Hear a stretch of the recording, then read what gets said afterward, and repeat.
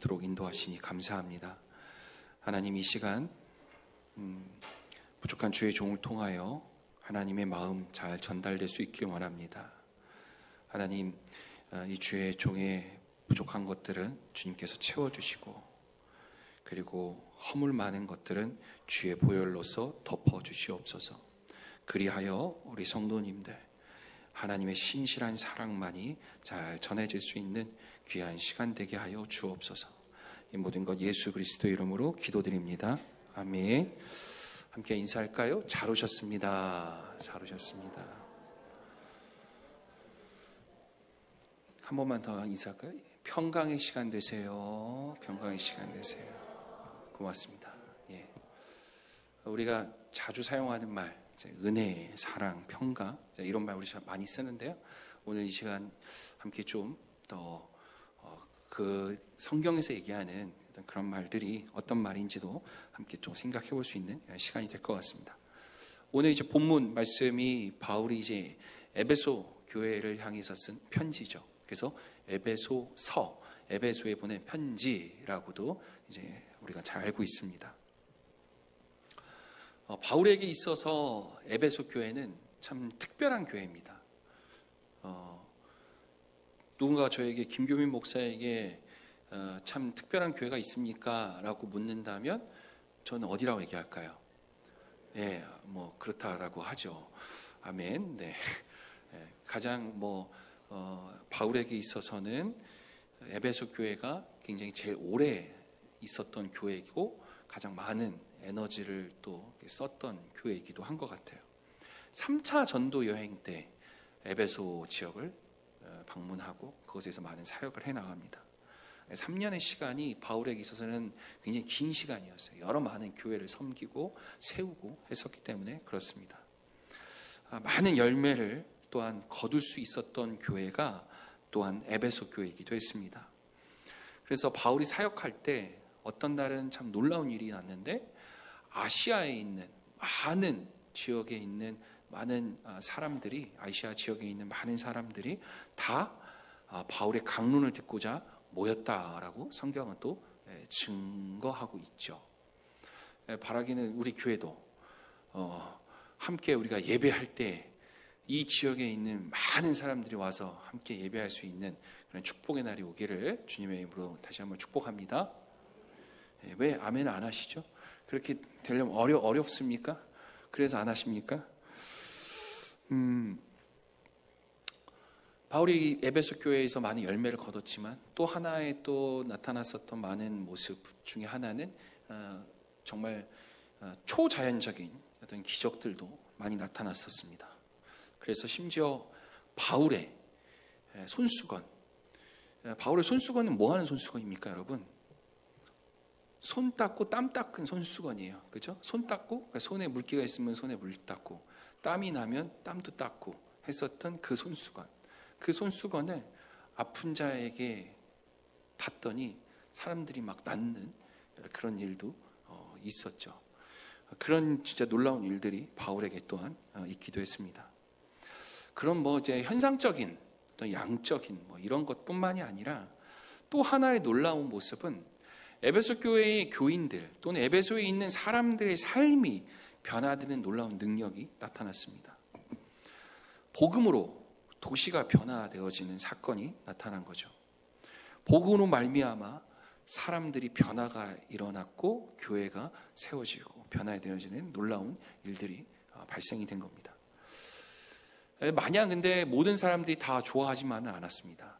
그런 놀라운 변화를 굉장히 거부하고 불편해하는 사람들이 있었습니다. 특별히 바울이 선포하는 복음은 오직 복음이기에, 오직 예수 그리스도만을 섬겨야 하는 우리의 그 복음이기에 우상을 사고 팔던 당시에 많은 사람들에게는 굉장히 불편한 이야기였습니다. 그들은 우상을 만들어서 사고 팔고 판매하게 하고 그 신전에서 우상을 섬기게끔 하는 것이 자신들의 경제적인 삶과 아주 밀접한 연관이 있었기에 바울이 선포하는 그 모든 말씀들은 굉장히 불편했었고 불평이 있었죠. 그래서 성경에 사도행전 19장이나 보면 이런 얘기가 있어요. 우상을 사고 팔던 제 사람들이 매상이 이제 떨어지자 사람들을 선동에 들고 일어나는 장면입니다. 그게 이제 오늘 본문, 오늘 이제 사도행전 19장 27절부터 나오는 말씀인데요. 한번 같이 읽어볼까요? 시작. 우리의 이 영업이 천하여질 위험이 있을 뿐 아니라 큰 여신 아데미의 신전도 무시당하게 되고 온 아시아와 천하가 위하는 그의 위엄도 떨어질까 하노라 하더라. 그들이 이 말을 듣고 분노가 가득하여 외쳐 이르되 크다 에베소 사람의 아데미여 하니 29절 온 시내가 요란하여 바울과 같이 다니는 마게도냐 사람 가이오와 아리스다고를 붙들어 일제히 연극장으로 달려 들어가는지라. 아멘. 지금 여러분 이 상상이 되세요? 쉽게 말해서 예수쟁이들 때문에, 예수 믿는 사람들 때문에 자신의 생기가 너무너무 위협해지고 위협이 되고 어려워지니까 예수쟁이 두 사람 잡았습니다. 누구예요? 29절 보면 29절 여기 보면 등장하는 사람 두 명이 나오죠. 누구예요? 가이오와 아리스다고라고 하는 사람 두 명이 나옵니다. 이 두 사람 붙들어 놓고 지금 어디예요? 연극장에다가 사람 가둬놓은 겁니다. 가둬놓고 거기다가 모아놓고 자기네들끼리 다 모아놓고 큰 소리로 외치는 거예요. 뭐라고? 아데미 사람, 아데미의 신전, 우리는 그 아데미의 신전을 우리는 그 사람을 크도다라고 여기는 그 지금 외침을 한 2,000명, 3,000명 모이는 사람들이 그렇게 얘기하는 거예요. 크다 에베소 사람의 아데미여, 크다 에베소 사람의 아데미여라고 하면서 외치고 그들에게 큰 위협으로 다가와서 지금 어려움을 처해 있는 상황이 발생이 된 겁니다. 지금 오늘 성경의 말씀은요, 에베소서 이제 1장 1절과 2절의 이 말씀은 바로 지금 그러한 상황 가운데서 바울이 에베소 성도들에게 쓴 편지인 겁니다. 다시 말해서 어쩌면 오늘 우리에게 그리고 또 바울에게 있어서도 마찬가지일 것 같은데요. 에베소는 그냥 지역적으로 에베소가 아닌 것입니다. 어쩌면 오늘을 살아가는 우리 성도들에게도 똑같이 우리들에게 바라볼 수 있고 적용되어지는 그 지역이 에베소일 수 있습니다. 왜냐하면 에베소는 당시에 굉장히 풍요로움이 있었어요. 이 관광사업 굉장히 잘했기 때문에 굉장히 풍요로움이 있었습니다. 넉넉했었습니다. 그런데 그 넉넉함과 풍요로움 가운데 문란함이 있었고 굉장히 큰 유혹과 그리고 혼란함과 그리고 신앙의 절기를 지키며 살아가는 것이 굉장히 어려운 것이 에베소라고 하는 지역이었다는 겁니다.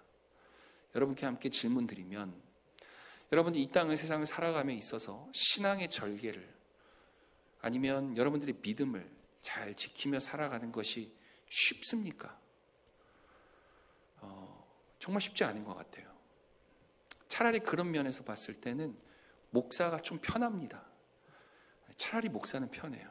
억지로라도 주일 빼먹지 않고 예배 드리니까요. 그렇죠? 여러분 아시죠? 한 아들이 아침에 늦게 일어나가지고 엄마 오늘 나 교회 가기 싫어. 너무 죽겠어요. 교회 너무 가기 싫어요. 그 얘기를 합니다. 왜 가기 싫어?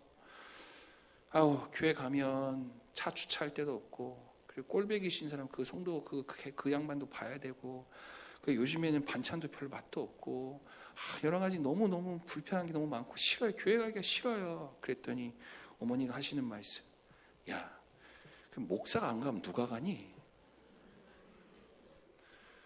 어찌됐든 목사는 그래도 억지로라도 끌려서 교회 나오잖아요. 그죠? 그런 면에서 봤을 때 편합니다. 근데 우리 성도님들이 세상을 살아감에 있어서 신앙 지키며 살아가는 것이 참 쉽지 않아요. 정말 쉽지 않습니다. 에베소에 있는 성도들이 그랬어요. 넉넉함은 좀 있었습니다. 먹고 사는 데는 큰 지장이 없었어요. 근데 자신의 신앙과 가치관을 지키며 살아간다고 하는 것, 성도라고 하는 그 신앙의 정체성을 지키며 살아간다라고 하는 것, 그것이 참 어려웠다는 거예요.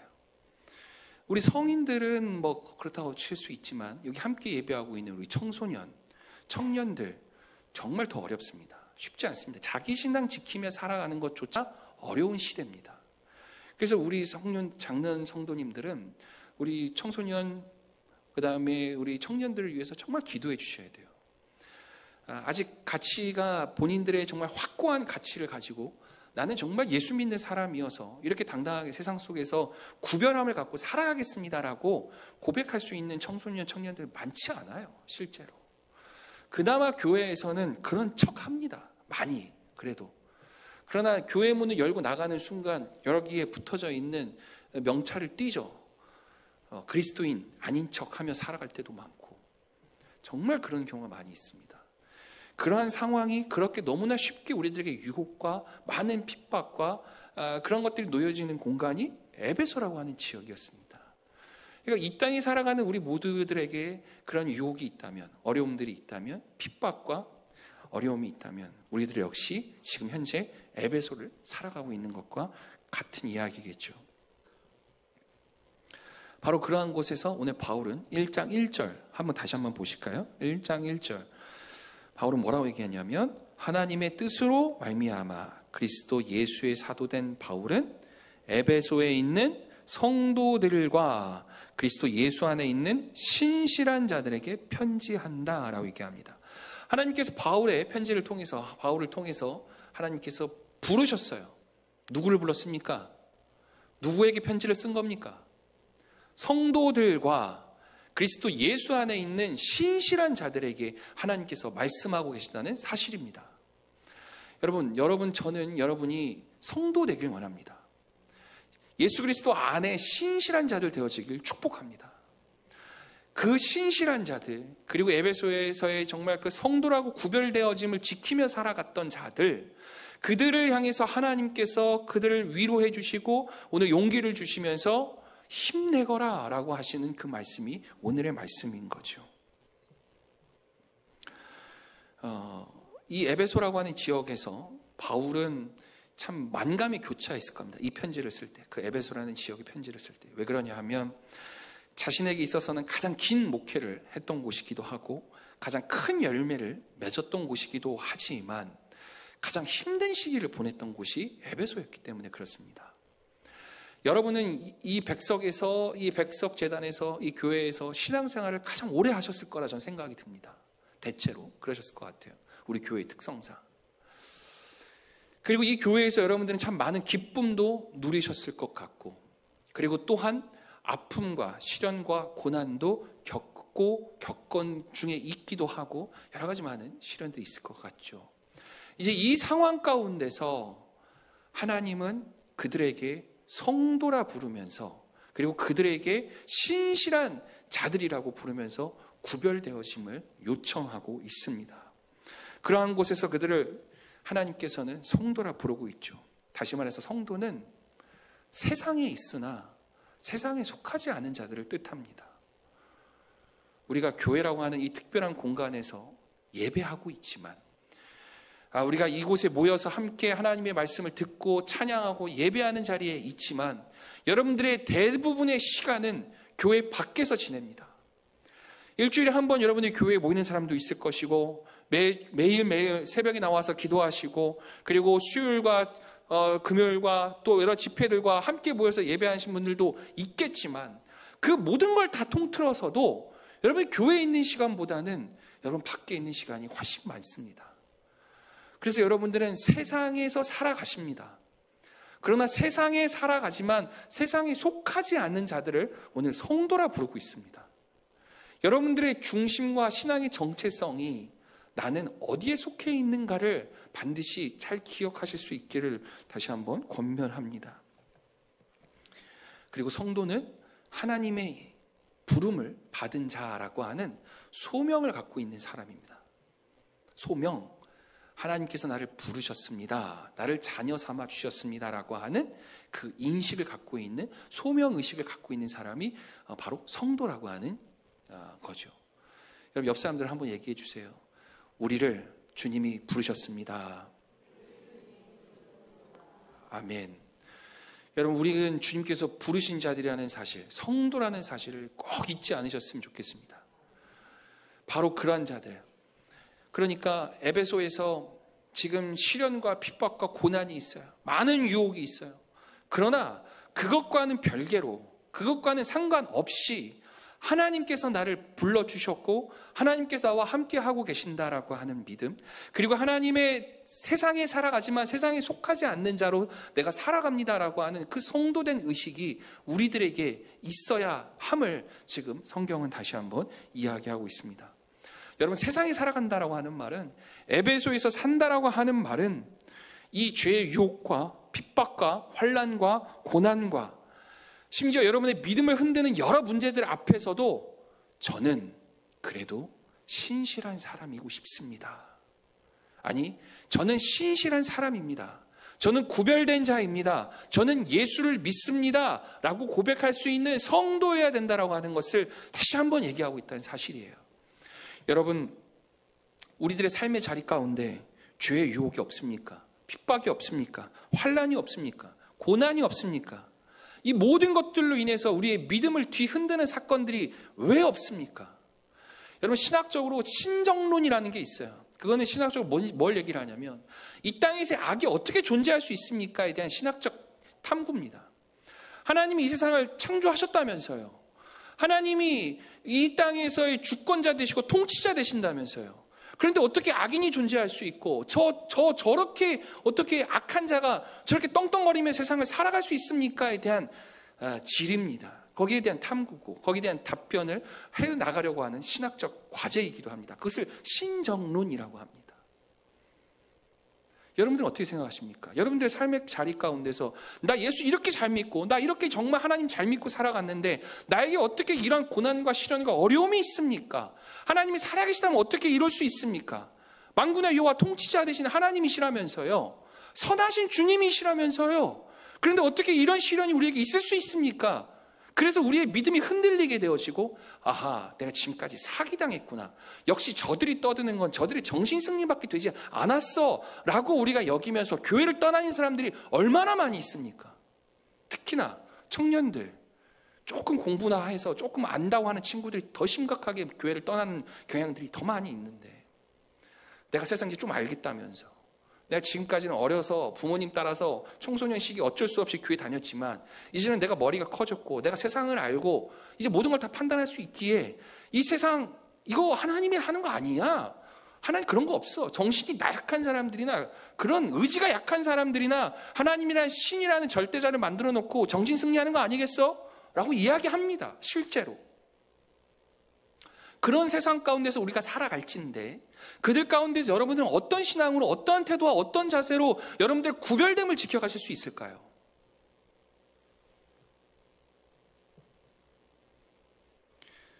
이 많은 유혹들 앞에서 우리들의 신앙을 뒤흔드는 이 상황 앞에서 우리가 지키고 우리가 바라봐야 할 지점은 오늘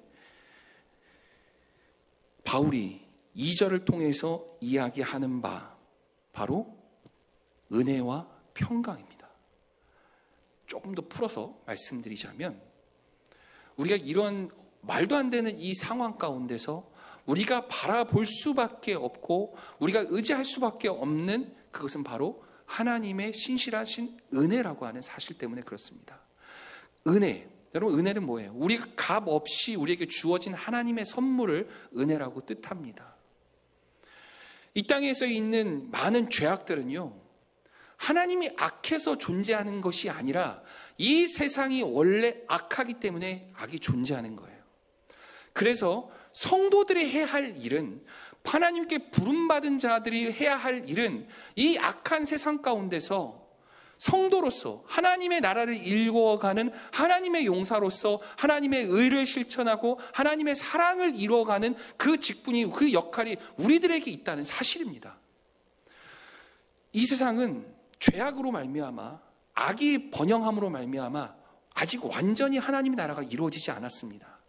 그래서 어떤 신학자는 이렇게 얘기를 해요. 아직 이 세상은 아직 하나님의 나라가 임재하지 않았다. 그러나 반대로 또 이미 이 땅은 하나님의 나라가 왔습니다. 그래서 이 나라는, 우리가 살아가는 이 공간은 아직과 이미의 사이에 긴장 관계에 있는 공간입니다. 라고도 얘기해요. 이해가 안 되죠? 좀 더 풀어서. 우리가 예수를 믿고 예수의 도를 따라 살아가겠습니다라고 믿고 나아가는 그 순간, 그때 이미 우리에겐 하나님 나라가 임했습니다. 아멘. 여러분들이 예수를 믿고 예수를 그리스도라고 구주로 영접하고 살아가는 그 순간 이미 하나님의 나라가 이 땅에 임재한 것입니다. 여러분들의 가정 가운데 하나님의 나라가 이미 임했음을 믿고 살아가시길 원합니다. 우리의 이 교회 공동체 안에 예수를 그리스도라고 찬양하고 예배하는 우리의 공동체 안에 이미 하나님의 나라가 이루어졌음을 믿음의 눈으로 보실 수 있길 원합니다. 그러나 아직 그것이 완성되지 않았다는 거예요. 그 하나님의 모든 의와 하나님의 뜻이 아직 완벽하게 이루어지지 않았다는 거예요. 그것이 언제 이루어집니까? 주님이 다시 오시는 날. 그때는 모든 것이 완성된다고 성경은 얘기하고 있습니다. 그래서 우리가 핍박받고 어려움에 놓여져 있고 정말 힘든 가운데 놓여져 있지만 하나님이 곧 이 땅에 다시 오실 것이라는 그 믿음과 소망과 희망으로 말미암아 우리는 이 땅을, 우리의 믿음을 포기하지 않고 살아갈 수 있는 근거가 될 수 있는 것이죠. 그것을 우리는 은혜라고 얘기합니다. 하나님께서 우리를 구원해 주시고 이미 하나님 나라를 이루어갈 수 있게 만드는 그 힘, 그리고 또한 그 하나님 나라를 바라보며 내가 하나님의 백성으로서 살아갈 수 있게 만드는 그 힘, 그것을 바로 은혜라고 얘기하며 조금 더 붙여서 얘기하자면 역사하시는 은혜라고 저는 표현하고 싶습니다. 여러분들의 삶의 자리 가운데서 어려움이 있고 역경이 있고 고난이 있지만 그것을 이겨낼 수 있는 힘이 바로 하나님 나라를 읽어가려고 하는 여러분들의 마음과 그 능력이 하나님께서 주시는 그 은혜로 말미암아 가능하다는 이야기예요. 우리 청소년 친구들, 청년들이 저는 그런 꿈을 꿨으면 좋겠어요. 하나님의 나라를 좀 바라보셨으면 좋겠습니다.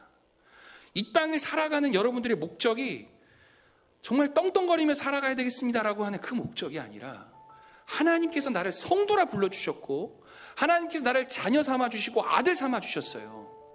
그 은혜가 너무 커서 그 하나님의 은혜에 내가 너무 차고 넘쳐서 하나님께서 원하시는 그 하나님 나라를 일궈가기 위해서 하나님 제가 또 좀 더 공부하고 싶습니다. 그래서 이 땅에 살아가는 많은 이들에게 하나님의 선하신 영향력을 끼치는 사람이 되고 싶습니다. 그래서 여러분 공부하셔야 되는 겁니다. 여러분 그래서 꿈을 꾸셔야 되는 거예요. 여러분 우리 장년들 그 꿈을 통해서 세상을 살아가실 수 있길 원합니다. 여러분들에게 주어지는 가정, 여러분들에게 주어진 공동체, 이 모든 것들이 하나님의 은혜의 힘으로 말미암아 여러분들이 그것을 극복해 나갈 수 있는 힘이 되어집니다. 어쩌면 우리들이 이 세상 죽을 때까지 하나님이 부르시는 그날까지 여러분들의 삶의 자리는 변하지 않을 수도 있어요. 여러분들의 삶의 자리 가운데 형편이 더 나아지지 않을 수도 있단 말입니다. 근데 변할 수 있는 게 있어요. 우리의 마음과 우리의 신앙과 우리의 가치관입니다. 그것은 바로 뭐냐면 내가 성도로서 하나님의 자녀, 하나님의 아들과 하나님의 딸로서 하나님 나라를 바라보며 하나님 내가 지금 이 순간 너무 힘들어요. 하나님 너무 참 힘듭니다. 그런데 내가 하나님 더 가까이 지낼 수 있어서 좋아요. 이 고백이 있길 원합니다. 그게 바로 평강이에요. 오늘 여러분께 권면드리고 싶어요. 누군가가 성도님, 집사님, 장로님, 권사님 요즘 많이 힘들고 어렵죠? 어떻게 잘 이겨나가고 계십니까? 라고 물었을 때 우리들의 답변은 목사님 정말 힘들어요. 아 정말 힘들어요. 요즘같이 힘들 때가 없습니다. 너무 어렵고 힘들어요. 거기서 끝나는 게 아니라 그런데요 이 시간들을 통해서 하나님의 깊은 마음들을 더 많이 알아가고 있어요. 그래서 하나님과의 관계가 더 깊어지고 있어요. 그래서 제 마음 가운데 평강함이 있어요. 이 고백이 있길 원합니다. 그럼 이 고백이 가능하겠습니까? 이 고백이 가능하겠습니까? 그게 성도의 마음입니다. 주를 아버지라 부를 수 있는 마음, 그리고 그 아버지의 신실한 사랑을 내가 믿을 수 있기에 지금 너무 힘들지만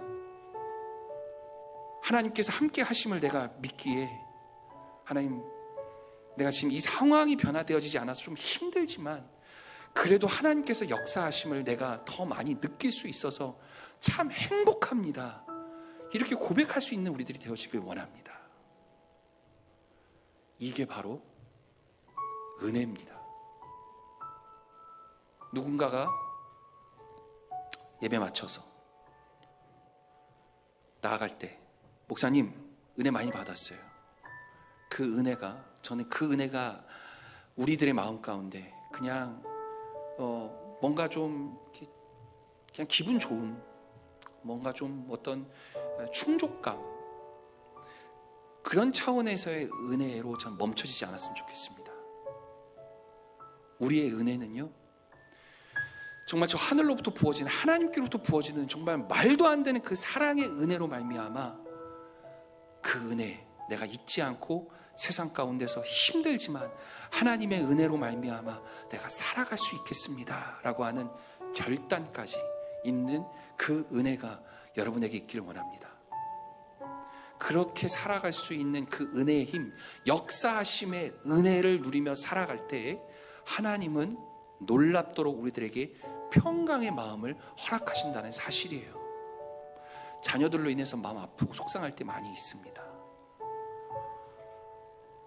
그때 우리가 기도할 수 있다면, 그때 우리의 여건과 상황들을 놓고 하나님께 기도할 수 있다면, 그래서 하나님께서 주시는 그 음성을 우리가 조금이라도 알아갈 수 있고 그 마음을 우리가 이해할 수 있다면 그때가 바로 평강이라고 하는 사실이에요. 현대교회에서 굉장히 심각하고 어려운 문제가 하나 뭐냐면 더 이상 죄를 잘 이야기하지 않습니다. 정말 심각한 문제가 성도들의 죄에 대해서 목사가 이야기하지 않습니다. 교회의 공동체의 잘못된 지점을 목사가 이야기하지 않습니다. 왜 그런지 알아요? 불편하거든요. 불편한 관계가 돼요. 어려워져요. 서로 힘들어져요. 얘기하지 않습니다. 그러면 덮어놓고 가게 되어지면 우리 교회는 참 평화로워요. 평강이 있어요. 괜찮아요. 결코 아닙니다. 그렇지 않습니다. 언젠가는 곪고 썩고 썩어져서 무너지게 돼 있습니다. 우리들의 삶의 자리 가운데 무엇인가 하나님과의 관계가 끊어지고 하나님과의 관계가 어지러웠고 안 좋아서 방해되는 그 무엇으로 말미암아 하나님과의 관계가 흐트러져서 내 삶이 지금 무엇인가 어렵게 되어졌을 때 우리는 그것을 직시하고 회개하고 하나님, 내가 아프고 힘들고 어렵지만 다시금 하나님과의 관계를 회복하길 원합니다 라고 하는 그 쓰디쓴 과정이 우리에게 놓여졌을 때 평강이 이루어질 수 있다는 사실이에요. 가정에 문제가 있어서 무엇인가 곪고 있는데 그냥 부딪히기 싫고 이야기하기 싫고 갈등하기 싫어서 덮어놓고 있어. 그 상황을 우리는 평강이 있습니다. 평화롭습니다. 우리는 그냥 아무 문제가 없습니다. 썩고 있다니까요. 문제가 있는 거예요. 그런데 그것을 도려내고 그것을 함께 만져내고 우리 이것을 풀고 빨리 해결하자. 서로 싸우든 지지고 볶든 뭘 하든 어떻게 해서든 간에 그 문제를 함께 부딪히고 해결해 나가려는 그 과정이 평강이라는 거예요. 에베소 교회의 교인들에게 오늘 하나님께서 바울을 통해서 얘기하시는 그 지점은 도망가지 말고 피하지 말고 너희들 그 어렵고 힘든 투쟁의 싸움이 있겠지만 그 에베소에서 많은 유혹의 힘이 엄청난 힘들이 너에게 닥쳐오겠지만 도망가지 마라. 순결함을 지켜라. 믿음의 길을 지켜라. 내가 너와 함께 하겠다. 그 은혜로 말미암아 너희들은 이겨나갈 수 있다. 오늘 이야기하고 있다는 지점입니다. 여러분, 백석, 흰돌, 요한계시록에서 얘기하는 세상에서 승리하는 자들에게 주는 돌이에요. 아십니까? 저는 우리 교회가 세상 가운데서 에베소 가운데서 승리할 수 있길 원합니다. 여러분 절대 타협하지 마십시오. 여러분 절대 사람들과 그리고 세상 가운데서 타협하며 여러분들의 신앙을 무너뜨리고 변질시키지 않기를 원합니다. 믿음의 절개를 지키고 신앙을 지켜가며 그 은혜 안에 거하면서 작동하시는, 역사하시는 그 은혜로 말미암아 여러분들이 평강의 하루하루를 지내실 수 있는 여러분 되시기를 주님의 이름으로 축복합니다. 이 시간 그 우리 주님을 찬양하며